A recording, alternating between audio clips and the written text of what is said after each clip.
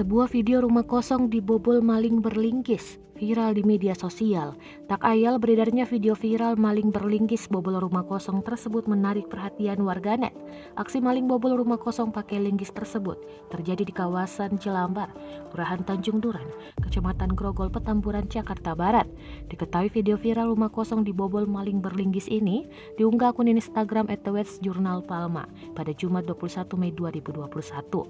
Peristiwa tersebut terekam kamera CCTV. Terlihat dua pria mengenakan helm merengsek masuk ke sebuah rumah kosong milik warga setempat. Satu pria terlihat membawa linggis. Kemudian keduanya naik ke lantai 2 rumah dan masuk ke dalam salah satu kamar. Di kamar itu terdapat peti hitam. Kedua pria itu mencongkel peti hitam dengan linggis. Sejumlah uang pun raib digasak kedua maling tersebut. Kejadian ini dibenarkan Kasat Reskrim Polres Metro Jakarta Barat, Kompol Joko Dwi. Joko mengatakan korban berinisial NC sudah melaporkan peristiwa itu ke Satreskrim Polres Metro Jakarta Barat.